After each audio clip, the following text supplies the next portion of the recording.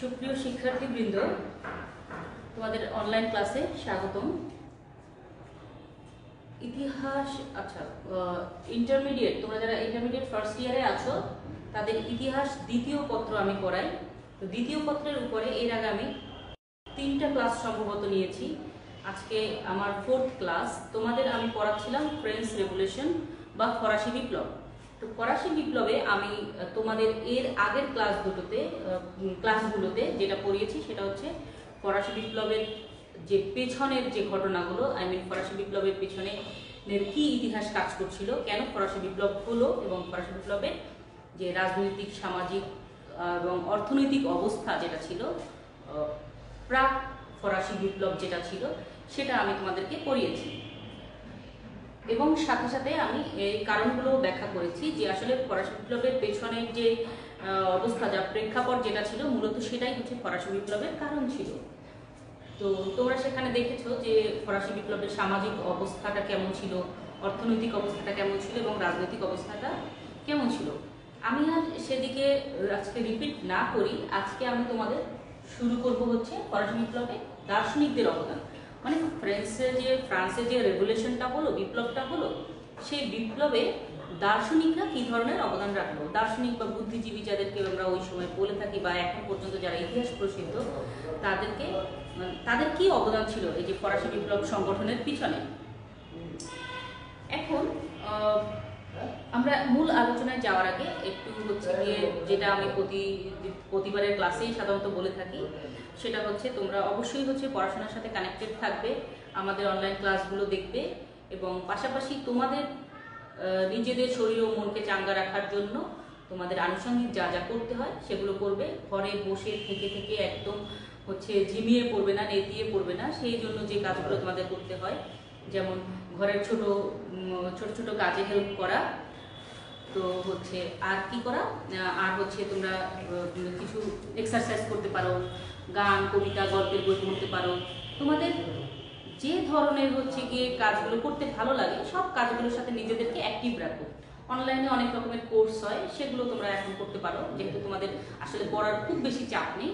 তবে তোমরা অবশ্যই মেইন বই থেকে বা পড়াশোনা থেকে একদমই দূরে থাকবে না, আর আমাদের ক্লাসগুলো অবশ্যই দেখবে এবং হচ্ছে আমাদের সাথে কানেক্টেড থাকার চেষ্টা করবে। আর যে কোনো প্রয়োজনে আমাদের সাথে অবশ্যই যোগাযোগ করবে। যোগাযোগের মাধ্যম তোমরা ভালোভাবেই জানো, তোমাদের প্রসপেক্টাস আছে, সেখানে আমাদের ডিটেলস দেওয়া আছে। আচ্ছা, এখন আসো আমরা পড়াশোনায় ফিরে যাই। ফরাসি বিপ্লবের সেই সময়ে কেন ফ্রান্সে ফরাসি বিপ্লব হয়েছিল, ফরাসি বিপ্লব যে হলো ফ্রান্সে, সেই পেছনে কি ইতিহাস কাজ করছিল সেটা আমরা জানি। যে তখনকার সামাজিক অবস্থা ছিল খুবই নাজুক। সমাজে এখনো শ্রেণীবিভক্ত সমাজ, আমরা এখনো যে সমাজে অবস্থান করছি সেই সমাজটাও শ্রেণীবিভক্ত। আমরা হচ্ছে দেখি যে খুব ধনী লোক, মধ্যবিত্ত, আবার দেখি নিম্নবিত্ত, এভাবে না, উচ্চবিত্ত, মধ্যবিত্ত, নিম্নবিত্ত। কিন্তু তখনকার সমাজটা ছিল একদমই ডিফারেন্ট, 3টা ভাগে বিভক্ত। যে অভিজাত সম্প্রদায়, যাজক সম্প্রদায়, আর ছিল তৃতীয় শ্রেণী। দেখো যে তৃতীয় শ্রেণী যাদেরকে বলা হচ্ছে তাদের মধ্যে কারা কারা আছে। এখন যারা উচ্চবিত্ত বা মধ্যবিত্তের মধ্যে আছে, তখন কিন্তু তারা তৃতীয় শ্রেণীর মধ্যে ছিল। যেমন বড় ব্যবসায়ীরা বা ছোট ব্যবসায়ীরা, ব্যবসায়ী, ডাক্তার, ইঞ্জিনিয়ার বা পেশাগত যে শিক্ষক, পেশাগত জীবনের সাথে যারা জড়িত তারা সবাই সহ, কৃষক, শ্রমিক, দিনমজুর, ভিখারি, দিনহীন, মানে কিছুই নাই যার, এরকম জনসংখ্যা বা এরকম যারা ছিল, যারা ফ্রান্সের একটা মূল জনসংখ্যার 2/3 দখল করেছিল বা তার থেকেও বেশি, সবাই ছিল কিন্তু এই তৃতীয় শ্রেণীভুক্ত। এই সামাজিক অবস্থাটা এরকম। আবার অর্থনৈতিক অবস্থাটা কেমন ছিল? অর্থনৈতিক অবস্থাটা ছিল এরকম যে হচ্ছে তখন হচ্ছে নানান ধরনের কর আরোপ করা হতো জনগণের উপরে। তো সেই জনগণের উপরে যে কর আরোপ করা হতো তার থেকে কিন্তু হচ্ছে রেহাই পেয়ে যেত হচ্ছে এই প্রথম ও দ্বিতীয় সম্প্রদায়। যাজকরা কখনোই হচ্ছে কর দিত না, তাদের হচ্ছে একটা সিস্টেম ছিল স্বেচ্ছা কর দেওয়া। তোমরা জানো যে পৌসির নীতিমালা অনুযায়ী বা পৌসির চুক্তি অনুযায়ী তারা হচ্ছে স্বেচ্ছা কর দিত, দিতে মন চাইলে দিলাম, না দিতে মন চাইলে দিলাম না। তো এই জন্য দেখা যায় যে করের বোঝাটা সম্পূর্ণই তৃতীয় শ্রেণীর ঘাড়ে পড়তো। তো এজন্য এই যে আরো একটা সংকট।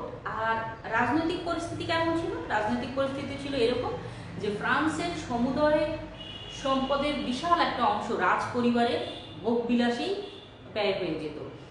তো রাজ পরিবারের ভোগবিলাসে এত বেশি খরচ হতো যে সাধারণ জনগণ আসলে সবসময় একটা অর্থনৈতিক মহামন্দার মধ্য দিয়ে যেত। তাদের কোনো সুযোগই ছিল না জীবনকে আরেকটু সহজতর করার বা আরেকটু নিজেদেরকে ক্লাসে উন্নীত করার। তো এইটা ছিল হচ্ছে মূলত ফরাসি বিপ্লবের পিছনে সময়কে ফ্রান্স যেমন ছিল সেটা। তো এই সময়কালে কিন্তু আরো একটা দিক ছিল, এগুলো ছিল সাধারণ জনগণের মধ্যে বা এগুলো এই জিনিসগুলো সবার মধ্যে একটা নেতিবাচক প্রভাব ফ্রান্সে ফেলেছিল, যারা প্রথম এবং দ্বিতীয় সম্প্রদায়ভুক্ত তারা বাদে। তো তখনকার যারা হচ্ছে দার্শনিক ছিলেন, বুদ্ধিজীবী ছিলেন, তারা কিন্তু এই সমাজ ব্যবস্থার মধ্য দিয়েই বেড়ে উঠছিলেন। তারা দেখছিলেন যে ফ্রান্সে কীরকমের অনাচারটা হচ্ছে। মূলত ইউরোপের সবগুলো দেশেই কিন্তু এই একই ধরনের স্বৈরাচারী রাজতন্ত্র কায়েম ছিল এবং সেখানে প্রথম সম্প্রদায়, দ্বিতীয় ফার্স্ট স্টেট, সেকেন্ড স্টেট, যারা হচ্ছে প্রথম শ্রেণী, দ্বিতীয় শ্রেণী, এদের যে প্রভাব বা এদের যে ক্ষমতা সেটা কিন্তু অন্য কান্ট্রিগুলোতেও ছিল। কিন্তু ফ্রান্সে কেন রেভলিউশনটা হলো? প্রথমে ফ্রান্সের রেভলিউশনটা হওয়ার পিছনে অনেকগুলো কারণ আছে, আমি পরে তোমাদেরকে বলছি। তার মধ্যে যে মূল কিছু কারণ সেগুলো দেখো, সেটা একটা কিন্তু এই ফরাসি বিপ্লবে দার্শনিকদের অবদান। ফ্রান্সে এমন কয়েকজন ব্যক্তি ছিলেন, এমন কয়েকজন দার্শনিক ছিলেন যাদের চিন্তা চেতনা তৎকালীন ফ্রান্সের জনগোষ্ঠীকে চরমভাবে আন্দোলিত করেছিল, উদ্বেলিত করেছিল হচ্ছে একটা রেভলিউশনের ব্যাপারে, যে না, এভাবে চলতে পারে না। তাদের ক্ষুরধার লেখনী, এই যে দার্শনিকদের ক্ষুরধার লেখনী, তাদের হচ্ছে গিয়ে যে চিন্তা ভাবনার যে সমকালীন সময় বলতে তৎকালীন সময়ে, সমকালীন স্টেজটার কথা বলছি আমি, তখন যে ফ্রান্সে যে দুর্নীতি ছিল, ফ্রান্সে যে হচ্ছে সামাজিকভাবে এতটা ব্যবধান ছিল, রাজনৈতিকভাবে যে হচ্ছে সাধারণ মানুষ হেয় ছিল এবং সকল ক্ষমতার উৎস এবং সকল ক্ষমতার অপব্যবহার করতে হচ্ছে এই প্রথম এবং দ্বিতীয় শ্রেণীভুক্ত মানুষজন। বা তো দেখা যায় যে এই সমস্ত অভাব, এই সমস্ত সমস্যাগুলো, এগুলো যে হচ্ছে ফ্রান্সের জন্য হচ্ছে পজিটিভ কিছু না, সেই জিনিসগুলাই হচ্ছে এই দার্শনিকরা তাদের লেখায় খুব ভালোভাবে ফুটিয়ে তুলতে পেরেছিলেন। তারা সরাসরি হচ্ছে যাজক সম্প্রদায়ের বিরুদ্ধে, তারপরে যারা হচ্ছে শাসনতন্ত্র যাদেরকে নিয়েছিল বা শাসকগণের বিরুদ্ধে তারা কথা বলছেন তাদের লেখনীর মাধ্যমে। এবং তাদের লেখনী ফরাসি জনগণের মধ্যে এতটাই হচ্ছে আবেগ এবং অনুভূতির সৃষ্টি করেছিল যে হচ্ছে তারা একটা বিপ্লবের দিকেই এগিয়ে যাচ্ছিল। এই যে বিপ্লবের ক্ষেত্র প্রস্তুতকরণে, ফরাসি বিপ্লবের ক্ষেত্র প্রস্তুতকরণে দার্শনিকদের ভূমিকা অনন্য এবং অসাধারণভাবে অনন্য ভূমিকা তারা পালন করেছে দার্শনিকরা। তো আমি এখানে হচ্ছে কয়েকজন দার্শনিকের নাম লিখে দিয়েছি, আমি আস্তে আস্তে করে আমি তোমাদের এদের ডিটেলসটা বলবো। দেখো, মন্টেস্কিউ, তার জন্ম 1689, মৃত্যু 1755। ভলতেয়ার, জন্ম 1694, মৃত্যু 1778। রুশো 1712, 1778।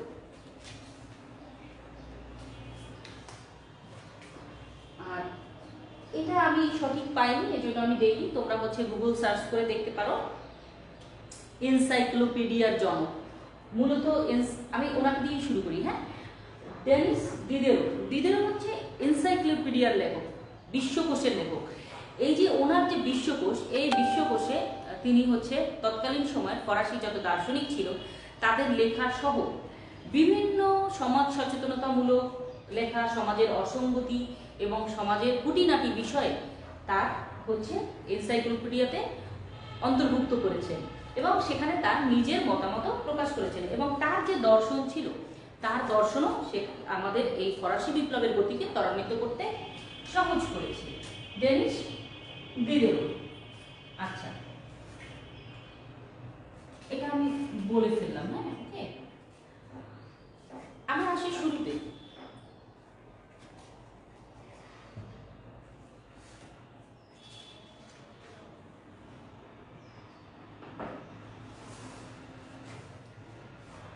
দেখো, মন্টেস্কু ফরাসি যেই সমস্ত দার্শনিকদের যদি আমরা নাম বলতে চাই কয়েকজন, তাহলে শুরুতেই হচ্ছে মন্টেস্কুর নাম আসবে।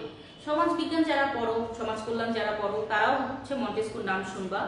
কারণ হচ্ছে মন্টেস্কুর যে রচনা সেটা ইতিহাস এবং সমাজকে দুটোকেই প্রভাবিত করেছিল। আর ইতিহাস সমাজের বাইরে নয়, সমাজ ইতিহাসের অংশ, সুতরাং দুইটা ওতপ্রোতভাবে জড়িত। আচ্ছা,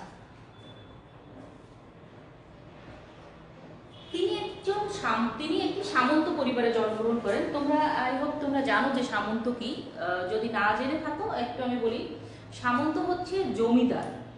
আচ্ছা, ইউরোপীয় সমাজ ব্যবস্থা তৎকালীন ইউরোপীয় যে সমাজ ব্যবস্থা চালু ছিল তখন সেটা সামন্ততান্ত্রিক সমাজ ব্যবস্থা চালু ছিল।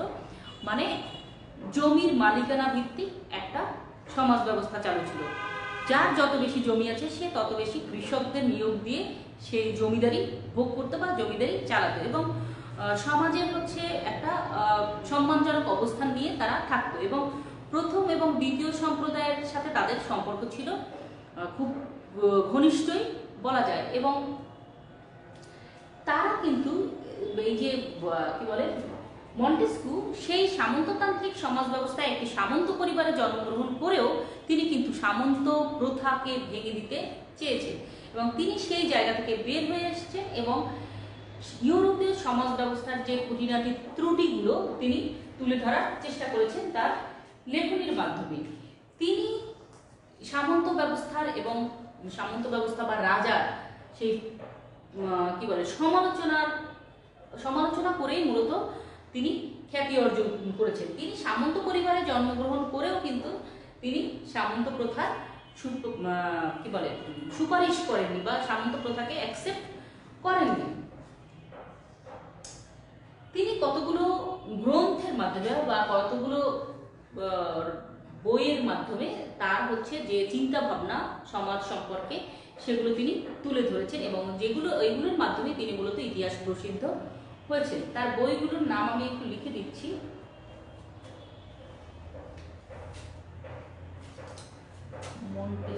আমি আবার পরে এগুলো লিখে দিব, একটা আমি মুছে দিই।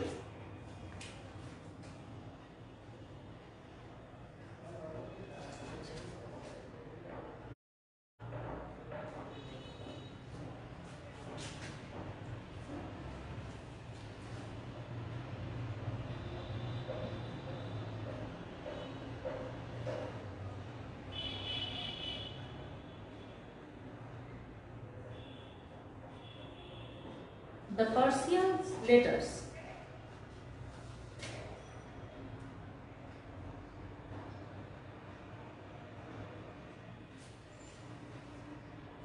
The greatness and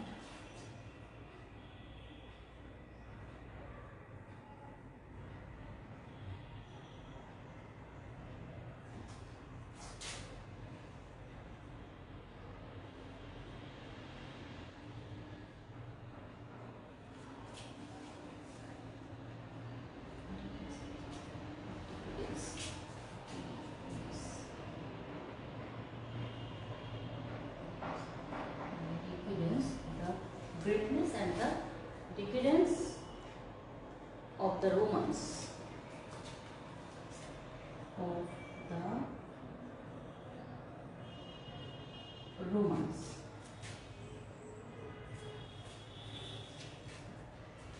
The street of laws.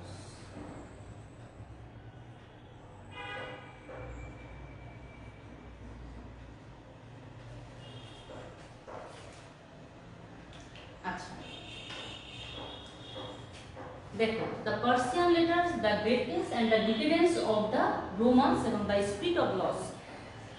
রুশোকে যে কারণে আমরা সবাই চিনি বা যে কারণে রুশো আসলে রুশো হয়েছেন, যে কারণে দার্শনিক হিসেবে রুশোকে একটা সম্মানজনক অবস্থায় আমরা এখন পর্যন্ত জানছি, চিনছি এবং ভবিষ্যৎ প্রজন্ম জানবে, তার মূল কারণ হচ্ছে the spirit of laws. The spirit of laws এই গ্রন্থটি রচনা করতে তার 20 বছর সময় লেগেছিল। কি বলে, মাত্র কয়েক বছরের মধ্যেই এর 22টা সংস্করণ বের হয়। সরি, কয়েক বছর না, 18 মাসে, দেড় বছরের মধ্যে এর 22টা সংস্করণ বের হয়। কি ছিল দ্য স্পিরিট অফ লস গ্রন্থে? আচ্ছা, স্পিরিট অফ লস গ্রন্থে অনেক কিছুই ছিল, কিন্তু তার মধ্যে মূল দুটো বিষয় ছিল। একটা হচ্ছে কোন দেশ কিভাবে পরিচালিত হবে, সেই দেশের কি ধরনের আইন বা সংগঠন থাকবে, এবং হচ্ছে সেই দেশের প্রাকৃতিক পরিবেশ ও প্রথার উপর তা ডিপেন্ড করতে হবে। আচ্ছা, কোন দেশের আইন কানুন বা সংগঠন কি ধরনের হবে সেটা ডিপেন্ড করবে কিসের উপর? সেই দেশের প্রাকৃতিক পরিবেশের উপর, বা সেই দেশটা কোন অবস্থায় আছে তার উপর সেই জিনিসটা হবে। আর কি, ক্ষমতার বিভাজন তত্ত্ব। দেখো, এইটা সবচেয়ে ইম্পর্টেন্ট বিষয় এখানে, দুইটাই ইম্পর্টেন্ট, তারপরে আমি বলি। একটা দেখো, আমি বলছি যে কোন দেশ কিভাবে তার আইন কানুন এবং সংগঠন পরিচালনা করবে। আইন কানুন সংগঠন পরিচালনা সেই দেশে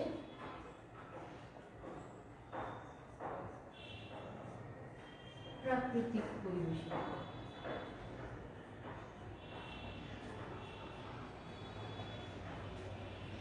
আইন কানুন সংগঠন পরিচালনা সেই দেশে প্রাকৃতিক পরিবেশের উপর ডিপেন্ড করবে। ওকে, আর 2 নম্বরটা হচ্ছে ক্ষমতার বিভাজন।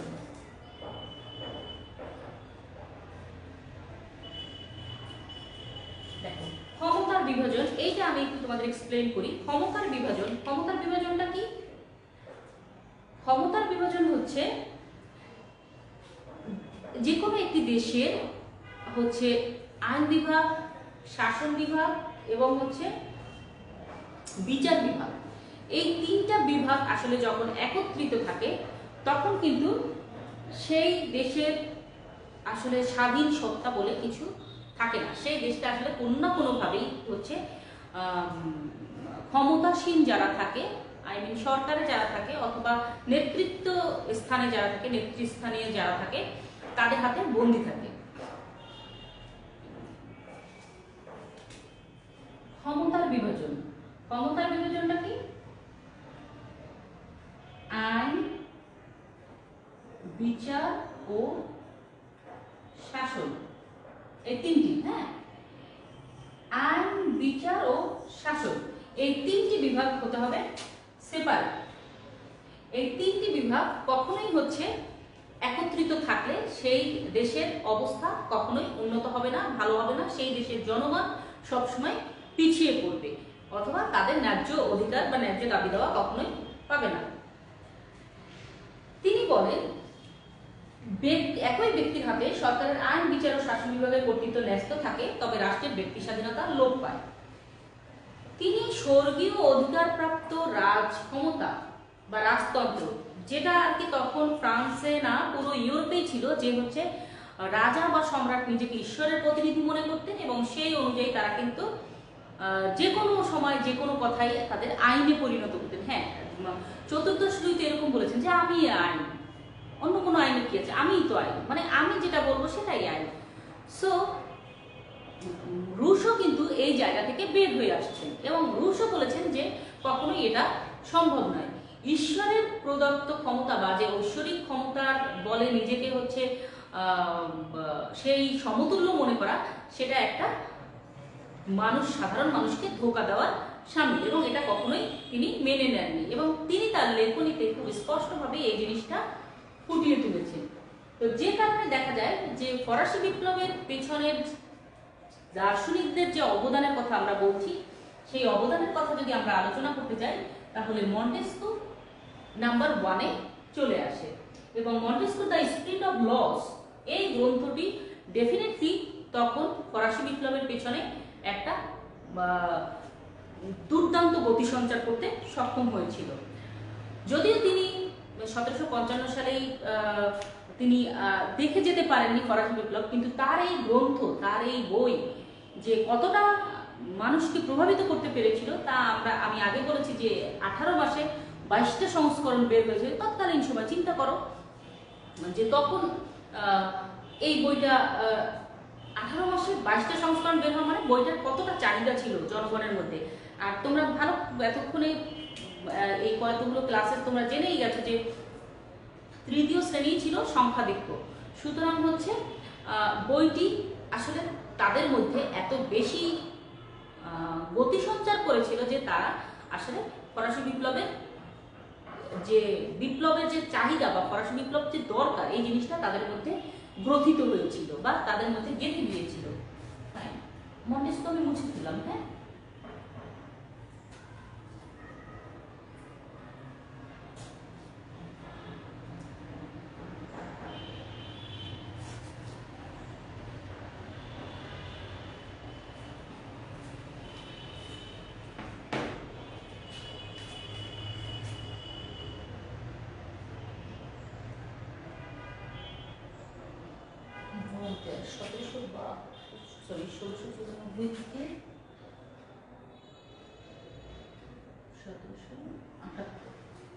আচ্ছা, দ্বিতীয় যে দার্শনিকের নাম আমি এখানে লিখেছি দেখো, ভলতেয়ার। তোমরা শুনে থাকবে ভলতেয়ার নামটা। ভলতেয়ার কিন্তু তার মূল নাম ছিলেন না, ভলতেয়ার ছিল তার ছদ্মনাম। তার মূল নাম ছিল মারি ফ্রান্সোয়া আরুয়েট। মারি ফ্রান্সোয়া আরুয়েট মূল নাম। হ্যাঁ, ভলতেয়ারের মূল নাম।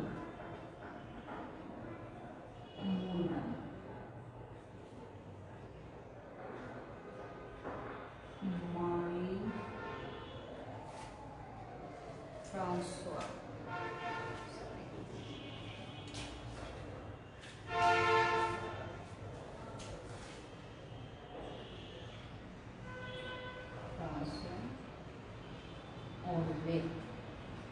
একটু কঠিন নাম যেহেতু ফ্রেঞ্চ নাম।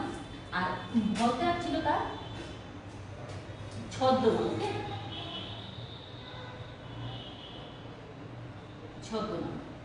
ছদ্মনাম ছিল ভলতেয়ার, কিন্তু ছদ্মনামে তিনি বেশি পরিচিত ছিলেন। জ্ঞানদীপ্ত যুগের শ্রেষ্ঠ দার্শনিক হিসেবে তাকে আখ্যায়িত করা যায়।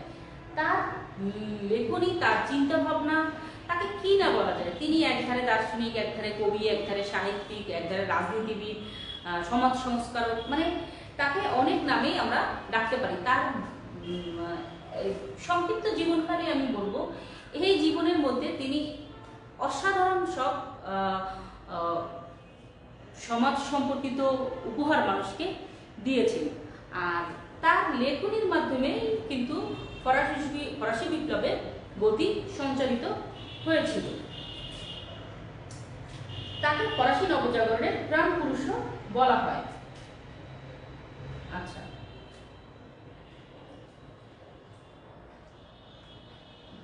ভলতেয়ারের মতে ইতিহাস কেবল সাম্রাজ্যের উত্থান পতনের কাহিনী নয়, সভ্যতা ও সমাজের বিবর্তনের চিত্র ইতিহাসে পাওয়া যায়। তিনি আরো বলেন, অতীতের আলোকে বর্তমানকে যাচাই করার হাতিয়ার হলো ইতিহাস। আচ্ছা, এটা দেখো, তোমরা যারা হচ্ছে ইতিহাসের স্টুডেন্ট তারা তো ইতিহাসের সংজ্ঞা লিখতে হয়, তখন কিন্তু তোমরা এই ভলতেয়ারের সংজ্ঞাটা লিখতে পারো। আমি জানি না, আমার মুখে হয়তো কালিটালি লেগে যাচ্ছে এই যে হাতের মার্কারের কারণে। যাই হোক, তোমরা এগুলো একটু ইগনোর করো আর কি। আমি দেখতে কেমন বা আমার মুখে কালি লাগলো কিনা বিষয় কিন্তু সেটা না। বিষয় হচ্ছে তোমার পড়াটা তুমি পারছো কিনা, বুঝতে পেরেছো কিনা আর কি, এটাই হচ্ছে বিষয়। সো আচ্ছা, এই যে ভলতেয়ারকে কেন আমরা ফরাসি বিপ্লবের প্রাণ পুরুষ বলছি, এই কারণে বলছি যে তিনি কিন্তু সরাসরি গির্জা এবং যাজকদের বিরুদ্ধে কথা বলেছেন।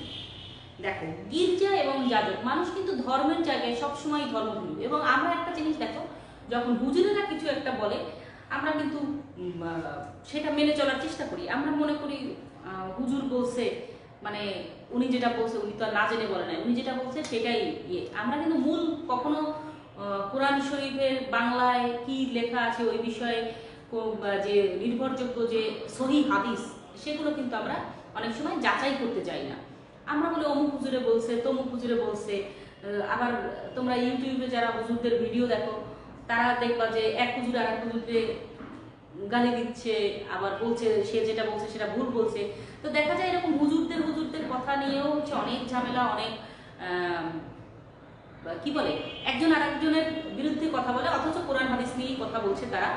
তো এইটা না করে যদি হচ্ছে গিয়ে মূল জিনিসটা, মানে তোমরা যদি কোরআন শরীফ এবং মূল সহি হাদিসগুলা দেখো বা পড়ো, তাহলে হয়তো তোমাদের ওই যে হুজুরদের মারামারি এটা তোমাদের দেখতে হবে না, বা হুজুরদের কথা কাটাকাটি এটা তোমাদের দেখে শিখতে হবে না, তোমরা মূল জায়গা থেকে শিখতে পারো। কিন্তু হুজুরদের বিরুদ্ধে কথা বলা কিন্তু একটা বিশাল সাহসের ব্যাপার। তো এই ফরাসি বিপ্লবের যে দুইটা শ্রেণী ছিল, অভিজাত এবং যাজক সম্প্রদায়, সেই যাজক সম্প্রদায়ের বিরুদ্ধে সরাসরি কথা বলেছেন কে? যাজক সম্প্রদায়। এবং যাজক সম্প্রদায় শুধু নয়, গির্জা এবং যাজক সম্প্রদায়, এই দুইটার বিরুদ্ধে দেখো আমি বলছি, গির্জা ও যাজক সম্প্রদায়। আমার হাতের লেখা যথেষ্ট খারাপ, আমি প্রত্যেকটা লেকচারেই এটা হয়তো বলে ফেলি, কারণ আসলে আমি নিজেই তো দেখছি কেমন হয়।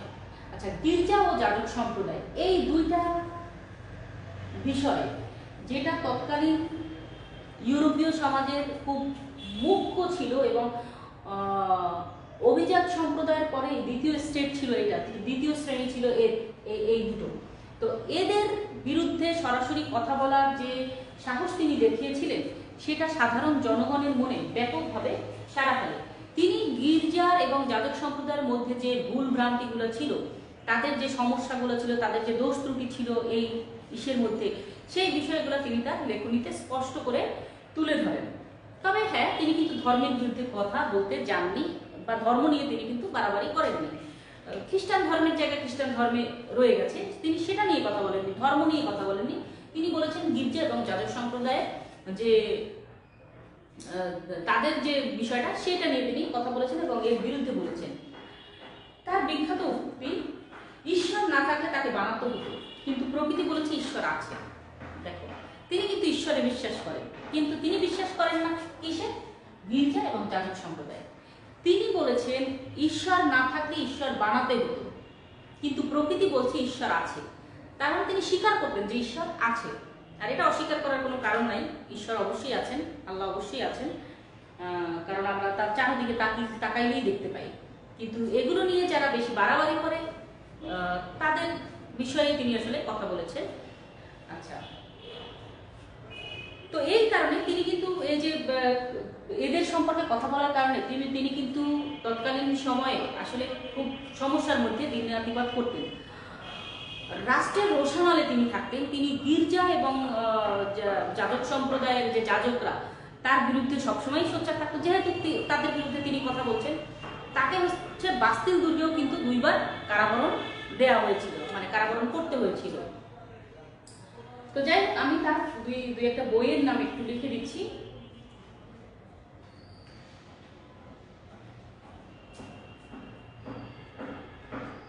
আচ্ছা, শুধু বাংলা 2টা বইয়ের নাম লিখি। হ্যাঁ, 14দশ লুইয়ের শতাব্দী, তার গ্রন্থ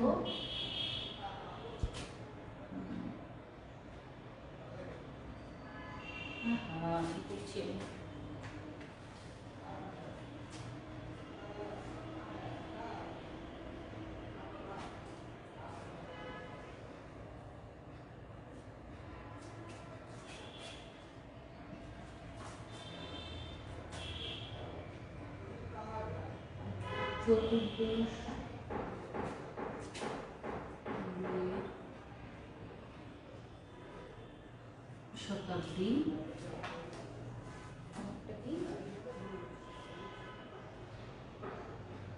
কাদি দার্শনিক,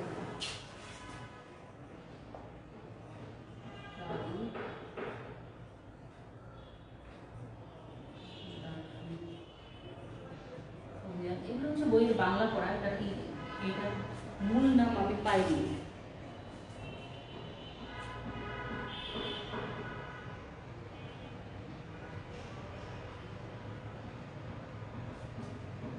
আচ্ছা, এছাড়াও ওনার কয়েকটা বই আছে, তোমরা কাইন্ডলি বইগুলো দেখলে, আমি লিখতে গেলে আমি আর পরেরটা পড়াতে পারবো না। আমি চাচ্ছি যে দার্শনিকদের বইটা তোমার একবারে আমি শেষ করে ফেলবো। তো তিনি কিন্তু এই যে শাসক গোষ্ঠীর রোষানলে থাকতেন তার এই লেখনীর কারণে, এবং হচ্ছে তিনি যে গির্জা, তারপরে হচ্ছে যাজক সম্প্রদায়, তারপর শাসক, এদের বিরুদ্ধে কথা বলতেন। এই কারণে কিন্তু তিনি কারাবরণ করেছিলেন। তিনি শাসকদের সবসময় রোষানলে থাকতেন এবং তিনি কিন্তু দুবার হচ্ছে প্রাশিয়ায় পালিয়েও যেতে বাধ্য হয়েছিলেন। আচ্ছা, ইংল্যান্ডে গিয়েছিলেন একবার, প্রাশিয়ায় গিয়েছিলেন একবার। এরপরে আসলে রুশো।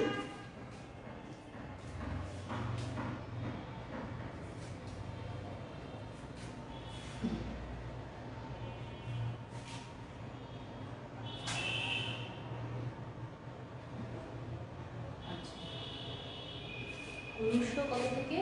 1712 থেকে 1712।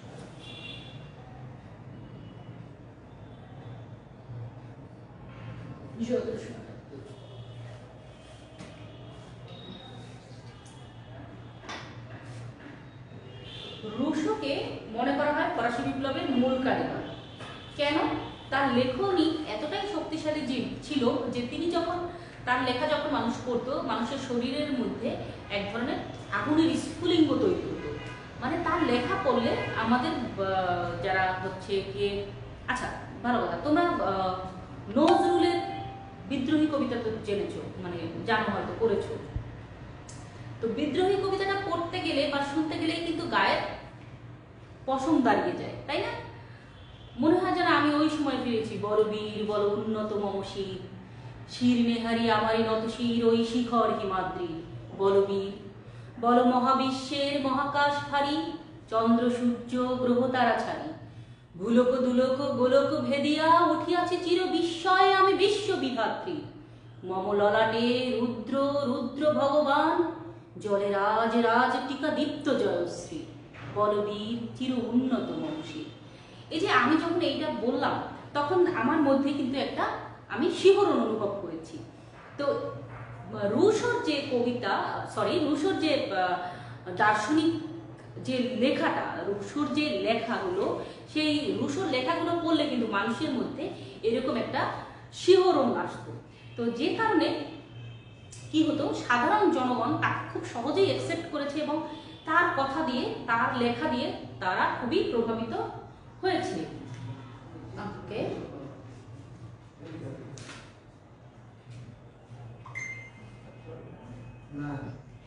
আচ্ছা, তিনি বুদ্ধির চেয়েও মানুষের অনুভূতিকে অধিকতর গুরুত্ব দিয়েছেন, গুরুত্ব প্রদান করেছেন। তার উল্লেখযোগ্য গ্রন্থগুলো আমি একটু লিখে দিয়েই।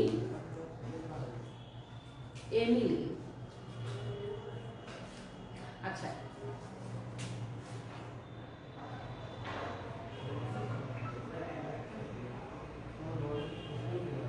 এমিলি এটা হচ্ছে শিক্ষা বিষয়ক লেখাটা। Confession,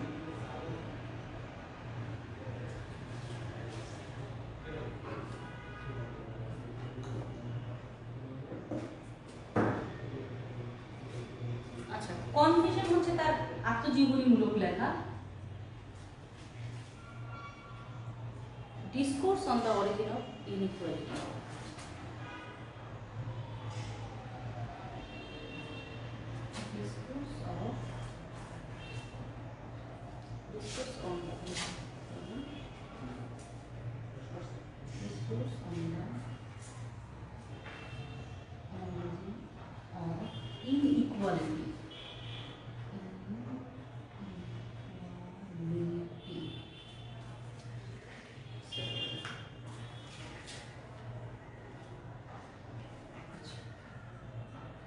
inequality. আচ্ছা,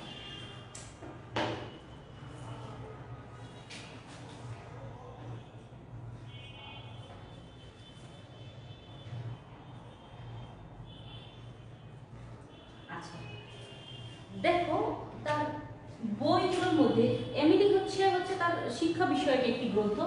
এটাকে যদি তুমি বাদ দাও কনফেশন তার আত্মজীবনীমূলক গ্রন্থ। এই আত্মজীবনীমূলক গ্রন্থেও কিন্তু তিনি ফরাসি বিপ্লবের বীজ বুনে দিয়েছিলেন। পরের বইটার নাম দেখো, discourse on the origin of inequality.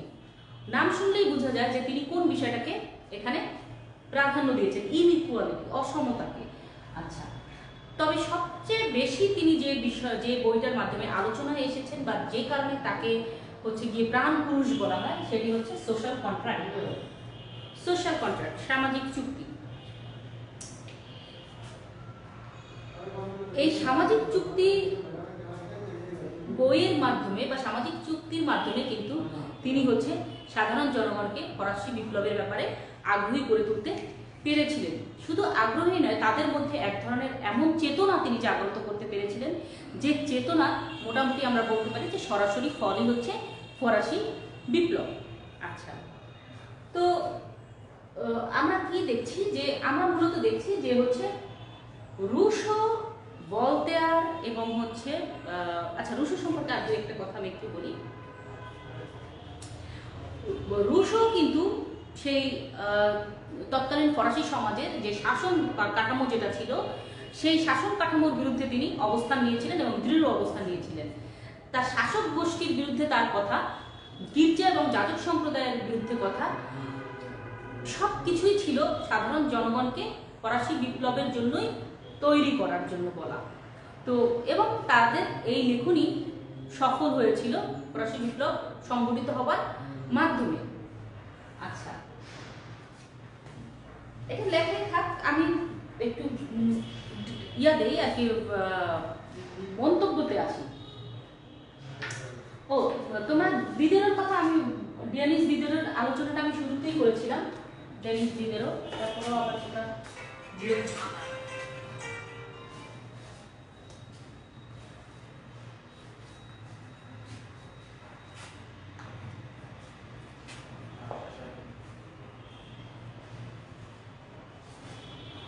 Dennis দিদেরো। আচ্ছা, ডেনিস দিদেরোর কথা আমি আগেই বলেছিলাম যে ডেনিস দিদেরো হচ্ছে এনসাইক্লোপিডিয়া বা জ্ঞানকোষ, এনসাইক্লোপিডিয়া, বিশ্বকোষ, বিশ্বকোষের রচয়িতা। হ্যাঁ, তো এই বিশ্বকোষে তিনি কিন্তু ওই তৎকালীন সময় ফরাসি দার্শনিক যারা ছিলেন তাদের বক্তব্য নিয়ে এসেছিলেন এবং নিজের বক্তব্য তিনি এখানে দিয়েছিলেন, তার দার্শনিক চিন্তাভাবনাও দিয়েছিলেন। সেই হিসেবে হচ্ছে তার অবদান ফরাসি বিপ্লবের পথ প্রস্তুতে ছোট করে দেখার কোনো উপায় নেই। এখন আমি আসি যে হচ্ছে শুরু থেকে আমরা কাদের কথা বলছিলাম, মন্টেস্কু, ভলতেয়ার, তারপরে হচ্ছে জ্যাক রুশো এবং হচ্ছে দিদেরো। তো প্রথম যে তিনজনের কথা আমি বললাম, যে মন্টেস্কু, ভলতেয়ার এবং রুশো, এই তিনজন ব্যক্তি বা তিনজন দার্শনিক ফরাসি বিপ্লবের পথকে কতটা স্মুথ করেছিল সেটা হচ্ছে ফরাসি বিপ্লব সংগঠনের মাধ্যমে আমাদের বোঝা হয়ে যায়। কিভাবে তারা উদ্বুদ্ধ হয়েছিল ফরাসি বিপ্লবের ফরাসি বিপ্লব সংগঠিত করার ব্যাপারে, তা হচ্ছে আমরা বুঝতে পারি তাদের লেখনীগুলো দেখলে। তাদের যে গ্রন্থগুলোর নাম আমি বলেছি, দ্য স্পিরিট অফ লস, তারপরে হচ্ছে এই যে সোশ্যাল কন্ট্রাক্ট, তারপরে ভলতেয়ারের বইয়ের নাম তো আমি ভুলে যাই শুধু, যে চতুর্দশ লুইয়ের জীবনী, দার্শনিক অভিধান, তারপর জোডি, আরও কিছু বই আছে। তো এই সমস্ত গ্রন্থগুলো কিন্তু মূলত হচ্ছে সমাজের যে সমস্যাগুলো ছিল তৎকালীন সমাজে, সেই সমস্যাগুলোকে ফুটিয়ে তুলেছিল এবং জনগণকে এই সমস্যা মোকাবেলায় কী ধরনের পদক্ষেপ নেওয়া যায় সেই ব্যাপারে আরও আগ্রহী করে তুলেছিল। সুতরাং আমরা বলতে পারি যে ফরাসি বিপ্লবের দার্শনিকদের যে অবদান, সেটা মূলত একেবারে প্রত্যক্ষ কারণ হিসেবেও আমরা আলোচনা করতে পারি। সো ফরাসি বিপ্লবের দার্শনিকদের অবদান সম্পর্কে তোমাদের মোটামুটি আমি আজকেই এই ক্লাসেই শেষ করে দিয়েছি। আমার ইচ্ছাও ছিল শেষ করার, আমি সেটা করতে পেরেছি। তো ধন্যবাদ তোমরা যারা ক্লাস শুনেছো। আর হচ্ছে তোমরা অবশ্যই, আমি ক্লাসের শুরুতেই যে কথাগুলো বলেছিলাম, যে অবশ্যই হচ্ছে সরকারি স্বাস্থ্যবিধি মেনে তোমরা হচ্ছে গিয়ে চলাচল করবে এবং হচ্ছে যেটা করবে সেটা হচ্ছে ঘরে বসে ঝিমিয়ে না যেয়ে কিভাবে হচ্ছে শরীর ও মনকে চাঙ্গা রাখা যায় সেই ব্যাপারটা তোমরা খেয়াল করবে। আর অবশ্যই বইয়ের সাথে থাকবে এবং গান, কবিতা, গল্প, উপন্যাস এবং টেক রিলেটেড যে জিনিসগুলো তোমাদের শিখতে ভালো লাগে সেগুলো এই সুযোগে শিখে নাও। কলেজ আশা করি আমরা পরিস্থিতি স্বাভাবিক হলে কলেজ খুলে যাবে, তখন তোমাদের সাথে ফেস টু ফেস আমরা ক্লাস নেব, সেটা আরও বেশি এনজয়েবল হবে। তো ধন্যবাদ তোমাদেরকে, ভালো থেকো।